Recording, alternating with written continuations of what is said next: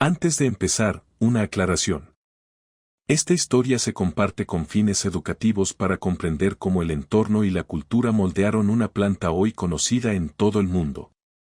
No promueve ni fomenta el uso, la venta ni el cultivo donde la ley lo prohíbe. Lo que sigue es historia, ciencia y el lenguaje de la supervivencia escritos en clorofila. Uno nació bajo un sol que nunca se pone en invierno, el otro bajo un bulbo que nunca ve amanecer. Antes de que criáramos para obtener rendimiento o potencia, el cannabis evolucionó a través de la resistencia, y en ningún lugar esa historia está escrita con mayor claridad que en el oro de Malawi. En el corazón del sureste de África, esta raza autóctona aún crece donde el suelo arde rojo por el hierro y el aire soporta el peso de la humedad. Aquí, la altitud, la lluvia y la luz implacable forjaron una planta que aprendió a ser paciente antes de aprender a ser productiva. Los tallos alcanzan los 3 metros o más, cada uno como un barómetro viviente de los extremos del Ecuador. Las hojas estrechas expulsan calor al aire. Los entrenudos abiertos permiten que los vientos monzónicos circulen a través del dosel. Estos no son trucos de criador. Son negociaciones evolutivas entre la biología y el clima. Durante siglos, los agricultores del altiplano central trataron el oro de Malawi como parte de su ritmo estacional, no como contrabando ni mercancía. La selección de semillas era ciencia empírica en su forma más pura. Las familias guardaban semillas de las plantas que sobrevivían a las fuertes lluvias o plagas y las replantaban generación tras generación. Con el tiempo, cada valle escribió su propio dialecto genético, adaptado a su altitud, su suelo y su paciencia. El resultado no fue uniformidad, sino resiliencia. El nombre de oro de Malawi llegó después. Localmente, era simplemente el cultivo integrado en los ciclos comunitarios junto con el maíz y la yuca. Su tono dorado tras un lento curado significaba plenitud, no valor de mercado. Comerciantes y viajeros extranjeros le dieron el título que convirtió una planta de subsistencia en una leyenda. Cuando llegó a Europa en la década de 1970, fue aclamada como exótica, prueba de que la naturaleza podía eclipsar a la ingeniería. Lo que aquellos primeros coleccionistas no comprendieron fue que la brillantez de la planta nunca fue mística. Era matemática ecológica. 12 horas de día, 12 de noche, suelos ricos en laterita y humedad que oscila cerca de la saturación, condiciones que favorecen genotipos ecuatoriales de floración prolongada con alto contenido de entropinileno de THCV. Esa química no se trata de potencia. Es química de supervivencia. El THCV modula el metabolismo energético durante el estrés térmico. El terpinoleno actúa como antioxidante y repelente de plagas. Lo que los turistas describían como claridad o brillo era el eco sensorial de una planta optimizada para la eficiencia en abundancia. Cuando las semillas dejaron el hogar, ese equilibrio se desmoronó. Los cultivadores occidentales, que se enfrentaban a ciclos de floración de 20 semanas en un estiramiento incontrolable, comenzaron a comprimir el genoma, cruzándolo con cepas afganas, ajustando sus pacientes para horarios que se ajustaran a las facturas de electricidad. Lo que produjeron fueron imitaciones calibradas para el control. El verdadero oro de Malawi no puede reproducirse en interiores porque su identidad es inseparable de su entorno. Cada semilla original aún conserva datos, la memoria del ritmo ecuatorial codificada en la clorofila y los minerales del suelo. No es solo un cultivar. Es una conversación entre la tierra y la evolución que se ha prolongado mucho más que nuestra taxonomía. Estudiar el oro de Malawi es presenciar lo que era el cannabis antes del diseño. Una ecuación viviente resuelta no por los humanos, sino por el propio clima. Y en esa ecuación reside la primera mitad de nuestro mito, la versión natural de la perfección, escrita en la luz solar en lugar de en los circuitos. Comprender el oro de Malawi es ver cómo una planta se convierte en la memoria de un clima. Cada hoja, cada tramo de su alta estructura, es un registro del diálogo entre la Tierra y la atmósfera. Nada en su biología se desperdicia, nada es ornamental. Sus largos y delgados dedos captan el sol, pero liberan calor con precisión quirúrgica. Su estructura abierta invita al viento, no por casualidad, sino por necesidad. La planta no se resiste a su entorno. Conversa con él. Los agricultores aprendieron este lenguaje a través de la observación en lugar de la doctrina. No calcularon fotoperiodos ni proporciones de nutrientes. Escucharon. Cuando las lluvias se adelantaron, ajustaron la profundidad de siembra. Cuando las tormentas se prolongaron, alteraron el momento de la cosecha. A lo largo de generaciones, este sistema de manejo instintivo produjo microadaptaciones dentro del mismo cultivar, expresiones regionales ligadas a sus suelos. Una semilla de Deatza podía crecer delgada y robusta, una de Kasungu, más alta con cogollos más ligeros. Para los forasteros, estas diferencias parecían inconsistentes, pero para quienes las cultivaban, eran prueba de salud. La consistencia, como la definió Occidente posteriormente, nunca fue el objetivo. La continuidad sí lo fue. Esa continuidad tenía sus raíces tanto en la ecología como en la cultura. La planta crecía junto al laberinto y la yuca, nunca aislada. Los cultivos asociados amortiguaban el viento y estabilizaban la humedad del telar rojo, mientras que el propio cannabis protegía los brotes tiernos del sol y las plagas. No se trataba de un cultivo intercalado primitivo. Era ingeniería ecológica refinada por la repetición. La comunidad. La supervivencia dependía de ello. La misma planta utilizada para fibra, humo o trueque portaba el mismo hilo genético a lo largo de décadas de cosechas. Su linaje se mantenía no en laboratorios, sino en suelo vivo. Los gays occidentales llegaron tarde y vieron misterio donde había método.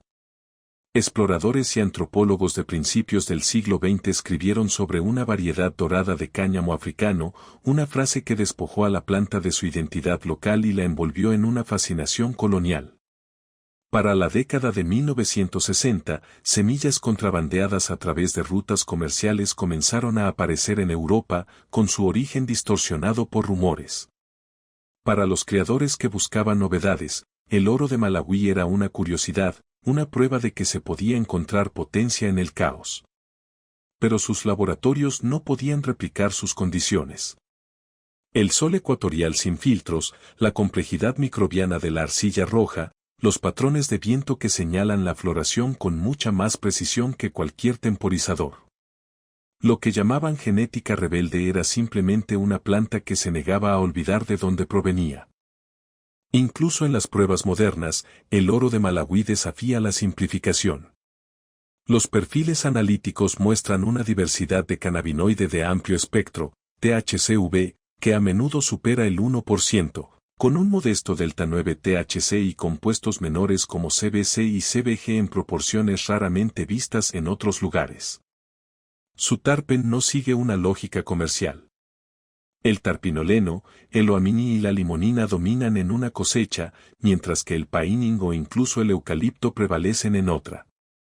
Para un cultivador occidental, condicionado a buscar resultados repetibles, esta variabilidad se interpreta como un fracaso. Para la planta, es una adaptación en tiempo real. La química cambia porque el entorno lo hace. Aquí es donde comienza el mito más profundo, la creencia de que la perfección requiere control. Malawi Gold expone esa mentira. Su código genético demuestra que la resiliencia prospera en la variabilidad, no en la uniformidad. Cada semilla es una hipótesis, una posible respuesta a lo que el clima pida la próxima temporada. Los agricultores que la mantienen son científicos por derecho propio, guiados por la memoria generacional en lugar de herramientas de medición. Su trabajo no es una tradición romántica. Es una evolución empírica calibrada por la observación y la humildad. Cuando hablamos de la preservación de las razas locales hoy en día, lo que a menudo falta es esa humildad. La conservación moderna se centra en recolectar semillas, congelarlas y archivarlas como referencia. Pero las semillas separadas de su suelo pierden contexto. Sobreviven como código, no como cultura. La verdadera preservación significa mantener el diálogo entre la planta y el lugar. Sin eso, los genes permanecen, pero la inteligencia muere.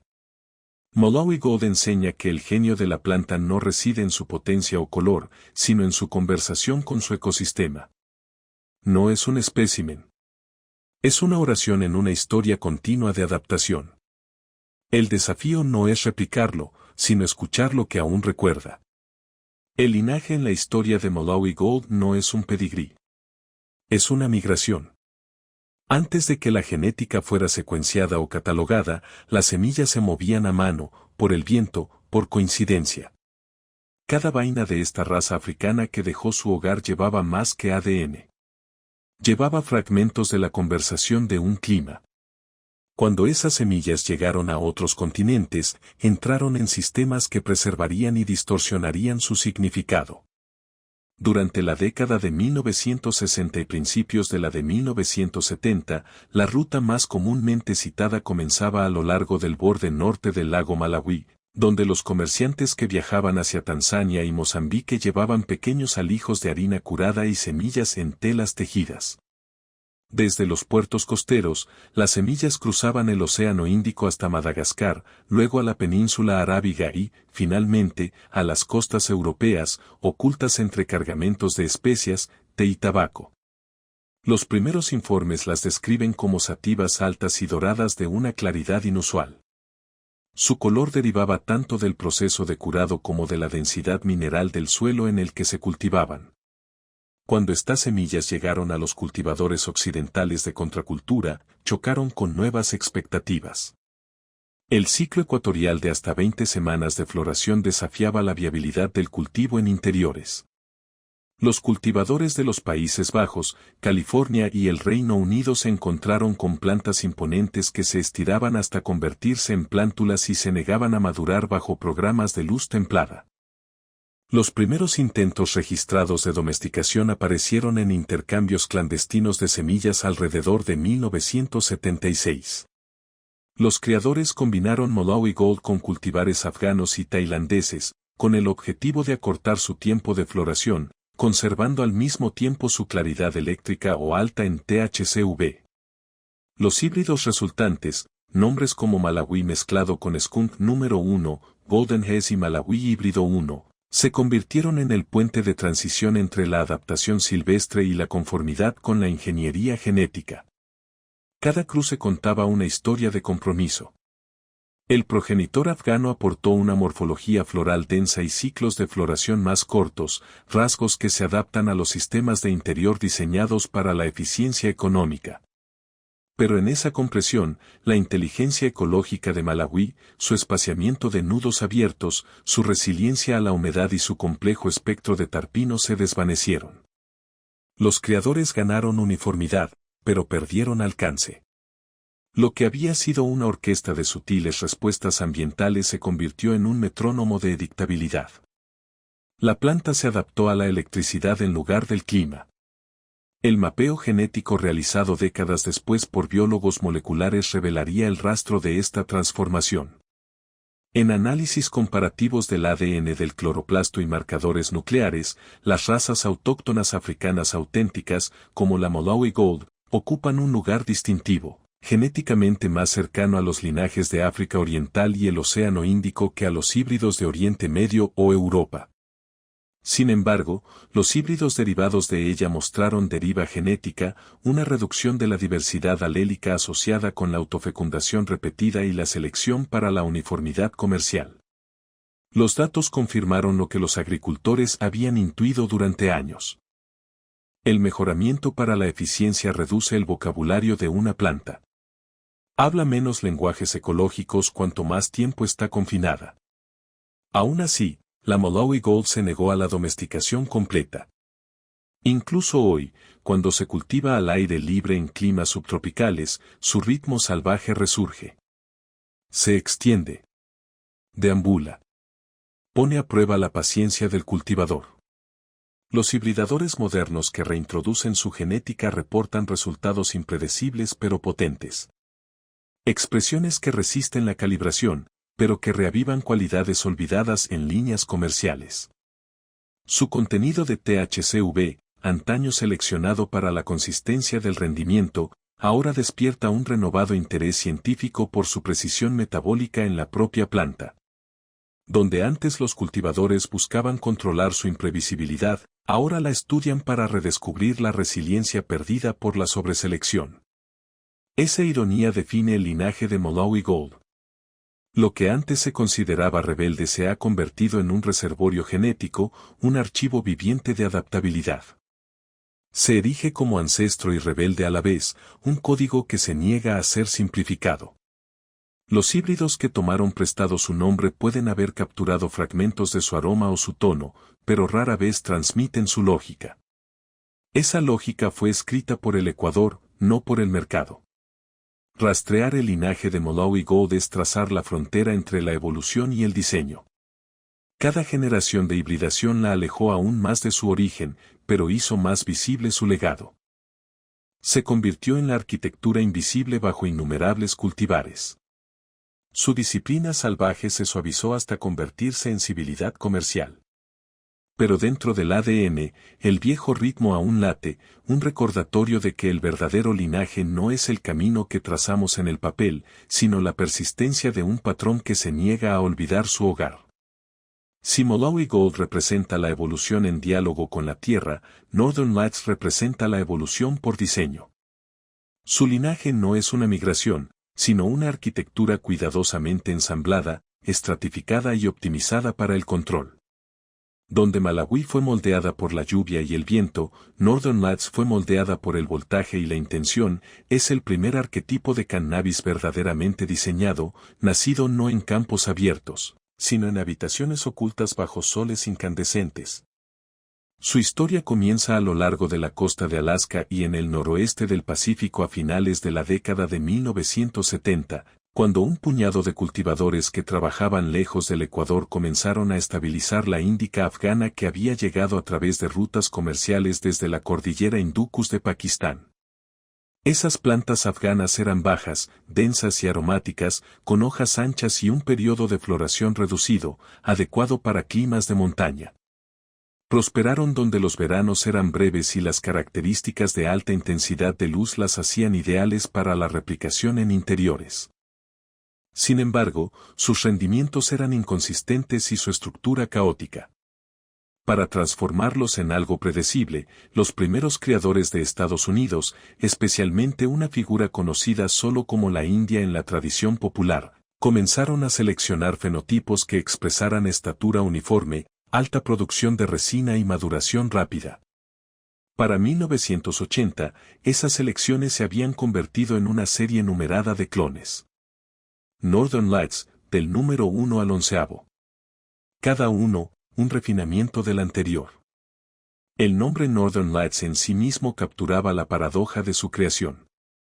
Una planta nacida de la oscuridad, perfeccionada bajo un cielo electrizante. A diferencia de las razas autóctonas, estos clones no se definían por su origen, sino por su resultado. Cada número representaba un dato, la rapidez de su floración, la densidad de sus caixes, la eficiencia con la que convertía la luz en biomasa. La Northern Lights número 5, la más famosa, combinaba la densidad afgana con una sutil influencia tailandesa, lo que le otorgaba el vigor suficiente para resistir el moho manteniendo un tamaño compacto. Esta estrategia genética, la estabilización mediante clonación selectiva, fue revolucionaria. Por primera vez, los cultivadores podían reproducir un cultivar con una fidelidad casi total. La agricultura de interior, antes experimental y errática, de repente contó con un modelo fiable. El linaje de la aurora boreal se extendió rápidamente a través del Atlántico gracias al emergente comercio de semillas holandés. A mediados de la década de 1980, se había convertido en la cepa base de híbridos comerciales como la Super Silverhaze, la Big Bud y la NL mezclada con la Skunk número 1. Estos cruces no eran solo variedades nuevas. Eran mejoras de sistemas. Cada iteración respondía mejor a entornos controlados y dependía menos de la variabilidad natural.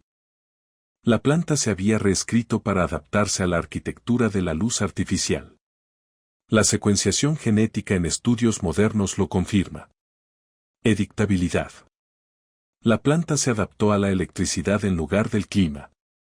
El mapeo genético realizado décadas después por biólogos moleculares revelaría el rastro de esta transformación.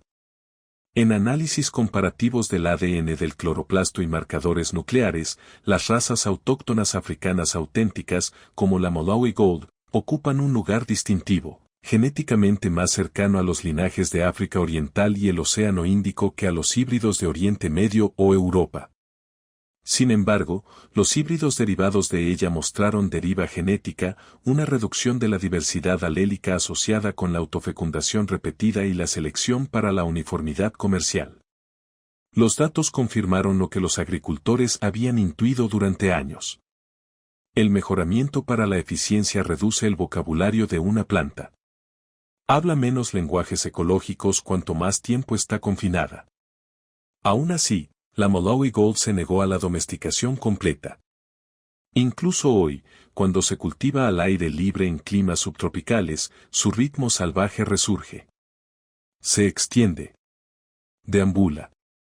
Pone a prueba la paciencia del cultivador. Los hibridadores modernos que reintroducen su genética reportan resultados impredecibles pero potentes. Expresiones que resisten la calibración, pero que reavivan cualidades olvidadas en líneas comerciales. Su contenido de THCV, antaño seleccionado para la consistencia del rendimiento, ahora despierta un renovado interés científico por su precisión metabólica en la propia planta. Donde antes los cultivadores buscaban controlar su imprevisibilidad, ahora la estudian para redescubrir la resiliencia perdida por la sobreselección. Esa ironía define el linaje de Malawi Gold. Lo que antes se consideraba rebelde se ha convertido en un reservorio genético, un archivo viviente de adaptabilidad.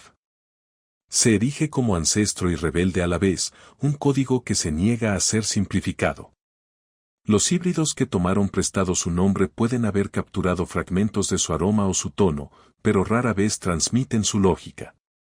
Esa lógica fue escrita por el Ecuador, no por el mercado.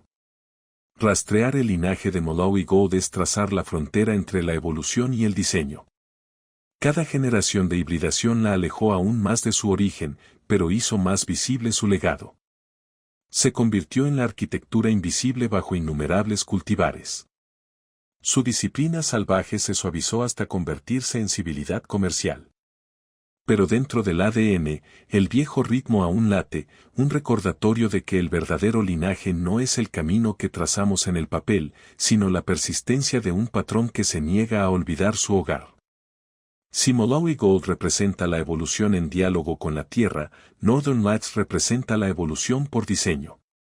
Su linaje no es una migración, sino una arquitectura cuidadosamente ensamblada, estratificada y optimizada para el control.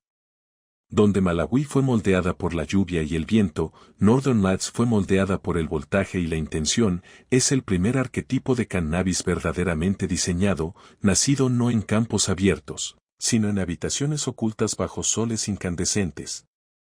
Su historia comienza a lo largo de la costa de Alaska y en el noroeste del Pacífico a finales de la década de 1970, cuando un puñado de cultivadores que trabajaban lejos del Ecuador comenzaron a estabilizar la índica afgana que había llegado a través de rutas comerciales desde la cordillera Hindukush de Pakistán. Esas plantas afganas eran bajas, densas y aromáticas, con hojas anchas y un periodo de floración reducido, adecuado para climas de montaña. Prosperaron donde los veranos eran breves y las características de alta intensidad de luz las hacían ideales para la replicación en interiores. Sin embargo, sus rendimientos eran inconsistentes y su estructura caótica. Para transformarlos en algo predecible, los primeros creadores de Estados Unidos, especialmente una figura conocida solo como la India en la tradición popular, comenzaron a seleccionar fenotipos que expresaran estatura uniforme, alta producción de resina y maduración rápida. Para 1980, esas selecciones se habían convertido en una serie numerada de clones. Northern Lights, del número 1 al 11º. Cada uno, un refinamiento del anterior. El nombre Northern Lights en sí mismo capturaba la paradoja de su creación. Una planta nacida de la oscuridad, perfeccionada bajo un cielo electrizante. A diferencia de las razas autóctonas, estos clones no se definían por su origen, sino por su resultado. Cada número representaba un dato, la rapidez de su floración, la densidad de sus caixes, la eficiencia con la que convertía la luz en biomasa. La Northern Lights número 5, la más famosa, combinaba la densidad afgana con una sutil influencia tailandesa, lo que le otorgaba el vigor suficiente para resistir el moho manteniendo un tamaño compacto. Esta estrategia genética, la estabilización mediante clonación selectiva, fue revolucionaria. Por primera vez, los cultivadores podían reproducir un cultivar con una fidelidad casi total. La agricultura de interior, antes experimental y errática, de repente contó con un modelo fiable. El linaje de la aurora boreal se extendió rápidamente a través del Atlántico gracias al emergente comercio de semillas holandés. A mediados de la década de 1980, se había convertido en la cepa base de híbridos comerciales como la Super Silver Haze, la Big Bud y la NL mezclada con la Skunk número 1. Estos cruces no eran solo variedades nuevas. Eran mejoras de sistemas. Cada iteración respondía mejor a entornos controlados y dependía menos de la variabilidad natural. La planta se había reescrito para adaptarse a la arquitectura de la luz artificial. La secuenciación genética en estudios modernos lo confirma. Arco de domesticación. En comparación con sus ancestros afganos, la Northern Lights exhibe una heterocigosidad reducida, señal de una endogamia y selección estrictas. Su genoma muestra contracción en loci asociada con la altura y la plasticidad fotoheriódica, así como expansión en genes vinculados a la producción de tricomas y la densidad de resina. En resumen, su evolución favoreció la conformidad y la eficiencia por encima del rango ecológico. Lo que la naturaleza logró mediante la diversidad, los humanos lo lograron mediante la repetición. Este enfoque en la estabilidad no solo transformó el cultivo, sino también la psicología. Northern Lights se convirtió en sinónimo de fiabilidad y previsibilidad. Garantizaba a los cultivadores la garantía de los resultados y prometía a los consumidores la estandarización de las experiencias. De esta manera, reflejaba la mentalidad industrial de finales del siglo XX. La productividad se anteponía a la complejidad, los resultados a las relaciones. Donde el oro de Malawi pedía ser comprendido, Northern Lights se ofrecía a actuar. Sin embargo, incluso dentro de esta estructura, su linaje conserva su textura. La ascendencia tailandesa y afgana susurra en su genoma, una ofrece vigor, la otra peso. El equilibrio entre ambas le otorgaba a la planta una calma interna inusual. Una armonía química arraigada en la proporción más que en la abundancia. Sus dominantes tarpen, mercina, caraofileno y humuleno aportaron no solo aroma, sino también durabilidad. Protegieron los tricomas de la oxidación y permitieron que la flor conservara su integridad mucho después de la cosecha. En esencia, Northern Lights fue diseñada tanto para el almacenamiento como para el crecimiento, el sueño de cualquier cultivador en una era comercial emergente. Cuando los historiadores analizan la evolución del cultivo de cannabis, Northern Lights se erige como el punto de inflexión, el momento en que la planta dejó de evolucionar junto con la naturaleza y comenzó a evolucionar junto con nosotros. Es la contraparte artificial de la inteligencia salvaje de Malawi Gold, prueba de que la humanidad pudo condensar siglos de adaptación en una sola generación controlada. Pero ese control trajo consigo una contrapartida, la limitación de la expresión a cambio de la promesa de precisión. Su linaje es un monumento a lo que ganamos cuando aprendimos a controlar la luz y lo que empezamos a perder cuando dejamos de escucharla. Si Malawi Gold nació de la paciencia del sol y Northern Lights de la precisión de la electricidad, entonces el cannabis moderno vive entre sus sombras. Uno habla en el lenguaje de los ecosistemas, el otro en la sintaxis de las máquinas. Juntos, enmarcan la historia de cómo la planta se convirtió en símbolo y sistema, emblema de la resiliencia de la naturaleza y producto del control humano. Culturalmente, su unión define los dos hemisferios de la identidad cannábica. Malawi Gold encarna el mito de la libertad, de la evolución orgánica intacta, el ideal romántico de pureza que el mercado moderno aún vende como autenticidad. Northern Lights, en cambio, encarna el mito de la maestría, la promesa de que la tecnología puede perfeccionar lo que la naturaleza creó. Cada frasco, cada etiqueta, cada supuesta cepa, se sitúa en algún punto intermedio entre esos mitos, tomando prestada la legitimidad de uno y la credibilidad del otro. Es un diálogo global disfrazado de diferenciación de productos. A finales del siglo XX, estos dos linajes colisionaron no en un campo, sino en la idea de que el cannabis podía ser tanto un artefacto cultural como un producto controlado. La fusión de la sativa ecuatorial y la indica de montaña no solo reescribió la genética, reescribió la percepción. Para una generación criada en la prohibición, Malawi Gold representó peligro, profundidad y revelación. La aurora boreal representaba seguridad, consistencia y profesionalismo. Su contraste sentó las bases narrativas de la dicotomía índica-sativa que dominaría el discurso popular durante décadas, una estimulante, otra sedante, una creativa, una calmante.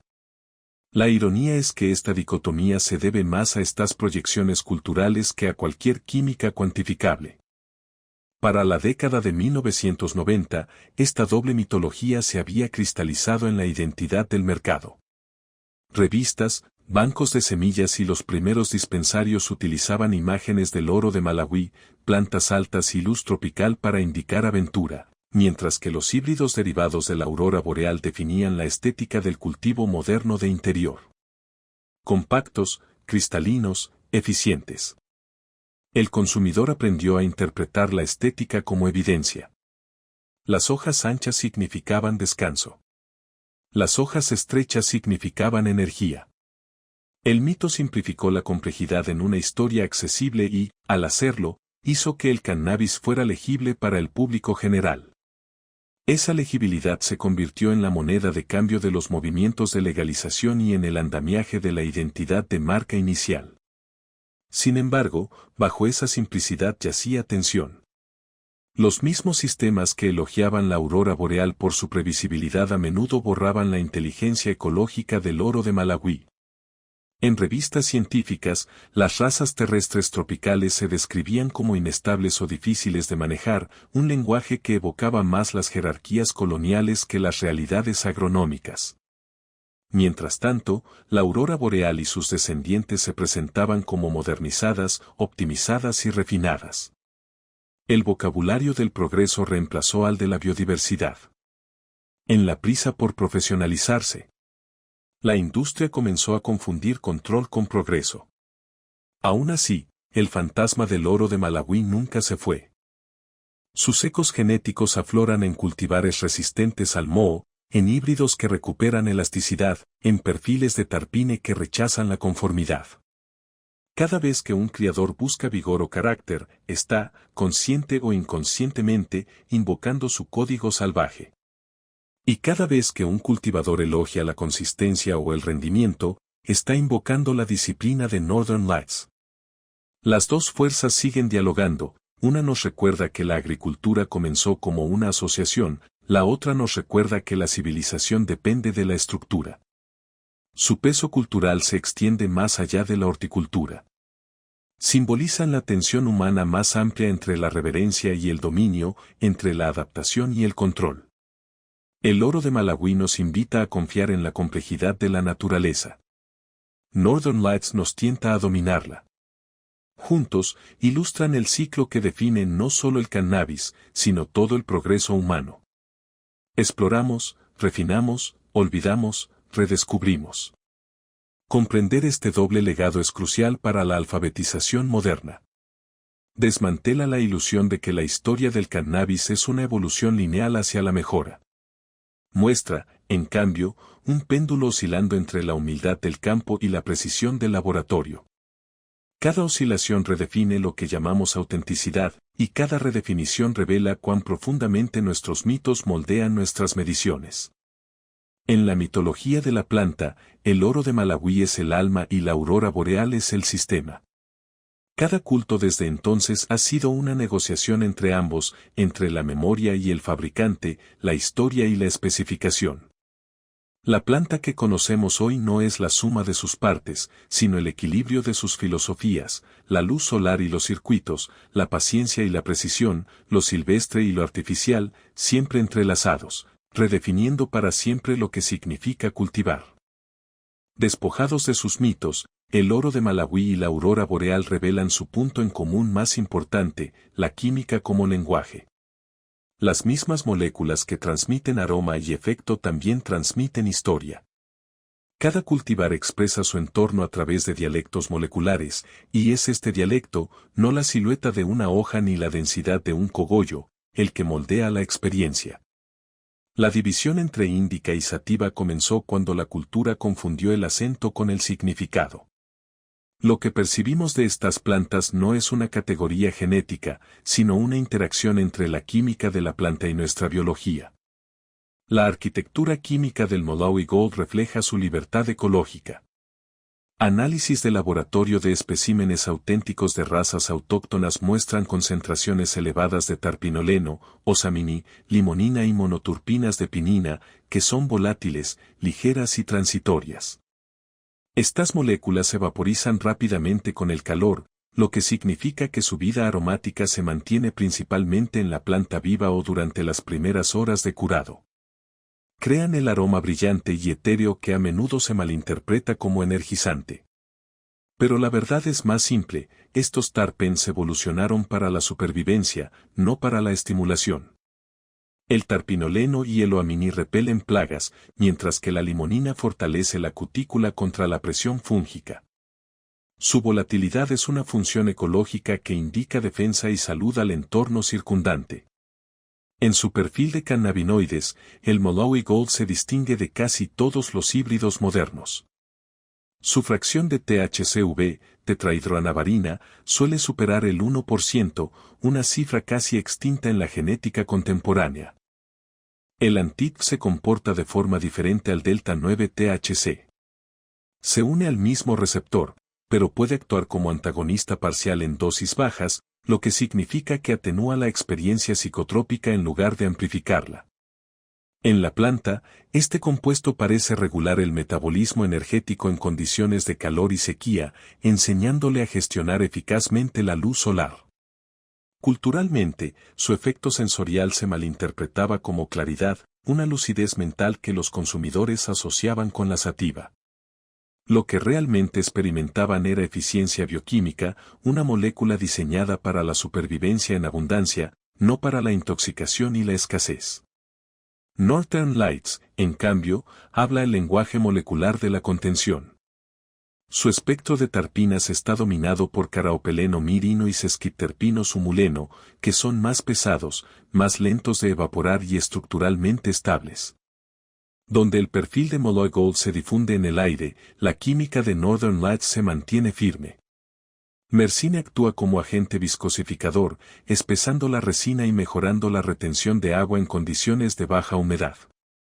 El caraopaleno aporta no solo un aroma picante, sino también resiliencia al estrés, uniéndose a los receptores CB2 de la planta para regular la señalización inflamatoria bajo presión ambiental. El humoleno suprime el crecimiento microbiano y prolonga la estabilidad de almacenamiento. Estas no son moléculas de relajación, sino moléculas de resistencia. La sensación de calma que a menudo se asocia con estos perfiles es el eco sensorial de la densidad. Química diseñada para la conservación, no para el movimiento. En cuanto a las proporciones de cannabinoides, Northern Lights refleja su herencia genética. Su contenido de delta 9-THC a menudo supera el 20%. Combinado con trazas de CBD y un THCV insignificante. Esta composición reducida refleja su objetivo de crianza, alto rendimiento, maduración rápida y potencia uniforme. Los instrumentos analíticos modernos revelan cómo la estructura uniforme de su resina se corresponde con su reducida variabilidad química. Donde el oro de Malawi genera cientos de compuestos menores en cantidades traza, la aurora boreal refina su expresión en unos pocos picos dominantes en el cromatógrafo. La industria lo llama consistencia. El biólogo lo llama compresión. Al compararlos directamente, sus geotipos forman una elegante simetría. El perfil del oro de Malawi es dinámico, expansivo y volátil. Un paisaje en movimiento. La aurora boreal es concentrada, sólida y estable. Un paisaje de contención. Ambos representan soluciones ecológicas válidas, una adaptada al cambio constante, la otra a las limitaciones ambientales. Pero la lente cultural simplificó estas firmas en arquetipos de sentimiento. El oro de Malawi se volvió inspirador. La aurora boreal se volvió sedante. En realidad, estas etiquetas describen nuestra interpretación de la volatilidad y la estabilidad, no la intención de la planta. Esta interpretación errónea se convirtió en un mito porque la química se comunica indirectamente. El cerebro humano traduce el aroma y la interacción molecular en emoción. Cuando monoturpinas como la lemonina o la oimani interactúan con el bulbo olfatorio, desencadenan la alerta y la memoria. Cuando sesquedopeninas como la mercina o la humulina dominan, indican calidez y conexión a tierra. La red de asociaciones del cerebro completa la ilusión. El brillo se siente energético. La densidad se siente pesada. Durante décadas, estas asociaciones sensoriales evolucionaron en categorías pseudocientíficas reforzadas por la marca y la repetición hasta que reemplazaron el verdadero lenguaje de la planta con el nuestro. Hoy, mientras los laboratorios analizan terpeno y cannabinoides con una precisión inimaginable hace 50 años, la mitología aún perdura. Perdura porque es más fácil comercializar la emoción que la química, más fácil vender certeza que matices. Sin embargo, dentro de cada cromatograma yace una lección que derriba la brecha. La complejidad química no obedece a binarias culturales. La misma planta puede producir terpeno estimulante y cannabinoides relajantes en la misma flor. La verdadera diferencia es ecológica, no emocional. La relación de la planta con la luz, el calor y el estrés determina su química más de lo que cualquier etiqueta humana podría jamás trazar. Comprender esto disuelve los cimientos del mito Indica Sativa. El oro de Malawi y la aurora boreal no son opuestos tal como los imagina la cultura. Son respuestas complementarias a mundos diferentes. Uno genera energía mediante la adaptación. El otro la preserva mediante la moderación. Su química, vista sin proyección, revela que el cannabis nunca se dividió en estados de ánimo. Nosotros sí. Las moléculas nunca se comunicaron en binarios. Se comunicaron en equilibrio.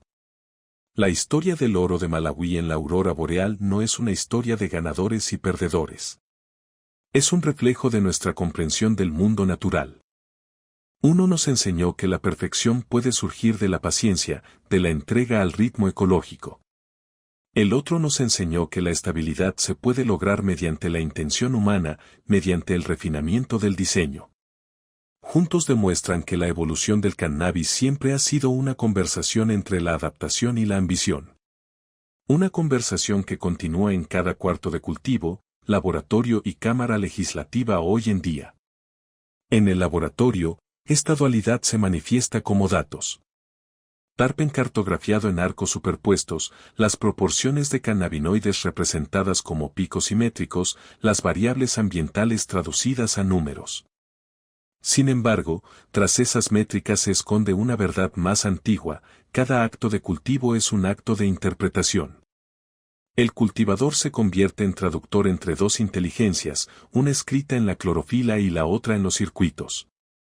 La decisión de entrenar a una planta hacia la eficiencia o dejar que exprese su caos no es solo agrícola. Es filosófica. Revela qué tipo de mundo deseamos construir, uno de maestría o uno de diálogo. La alfabetización moderna sobre el cannabis debe comenzar por ahí. Superar el mito de la Indica Sativa no significa descartar la emoción, sino arraigarla. Cuando comprendemos por qué el oro de Malawi se siente brillante y por qué la aurora boreal se siente profunda, reemplazamos la superstición con la alfabetización. Aprendemos que la sensación es el eco de la química y la química el eco del entorno. Vemos que lo que a menudo llamamos efecto es, en realidad, un encuentro entre nuestra biología y la estrategia de supervivencia de la planta. Cada aroma, cada matiz, cada reacción es un punto de datos en un sistema de adaptación centenario. Un archivo vivo de cómo la vida resuelve la presión. Culturalmente, reconocer esta complejidad hace más que refinar la educación. Redefine la autenticidad.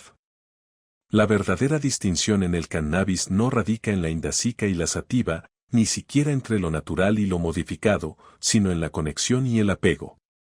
El agricultor de Malawi que aún analiza las nubes antes de plantar y el ingeniero que calibra los espectros de los LED en un almacén urbano participan en el mismo proceso. Ambos intentan comprender que necesita esta planta para prosperar. Uno por instinto, el otro por instrumentación. El camino es avanzar no consiste en elegir entre ellas, sino en sintetizar su conocimiento en algo sostenible. Si el siglo XX fue la era de la clasificación, el XXI debe ser la era de la comprensión. La nueva alfabetización es química, ambiental y ética. Exige precisión sin arrogancia, respeto sin misticismo. Nos pide que veamos el cannabis no como una herramienta o un símbolo, sino como un sistema de información, un lenguaje biológico que traduce las condiciones del planeta en aroma, estructura y respuesta. Estudiarlo es aprender sobre la resiliencia, la cooperación y las arquitecturas invisibles que hacen posible la supervivencia. El mito de la índica y la sativa nos ayudó en su día a orientarnos en el misterio. Dio lenguaje a experiencias que la ciencia aún no había nombrado. Pero ahora, con los datos a nuestra disposición, el propósito del mito debe evolucionar. Debe convertirse en una metáfora, una forma poética de recordar el origen de la planta y cómo refleja nuestra propia dualidad, nuestro deseo de pertenecer a la naturaleza y nuestra necesidad de moldearla. Cuanto más comprendamos esta relación, con mayor responsabilidad podremos cultivar, legislar y educar. El cannabis siempre ha sido un espejo. En Malawi Gold, vemos la inteligencia de lo salvaje, caótico, diverso, indulgente. En Northern Lights, vemos nuestro reflejo estructurado, intencional, preciso. Ambos nos recuerdan que el progreso no es una línea recta, sino un diálogo, y que la sabiduría no reside en el control, sino en el equilibrio. El mito se ha roto, pero la historia continúa. Lo que viene después no depende de lo que cultivemos, sino de lo que elijamos aprender de ello. Este contenido es solo para fines educativos y formativos. No promueve ni fomenta el uso, la venta ni el cultivo de cannabis donde lo prohíba la ley. Toda discusión se refiere a la alfabetización cultural, agrícola y química, no al consumo ni a los efectos terapéuticos. Toda la narración y el diseño de sonido son originales. No se utiliza música de terceros ni pistas con licencia.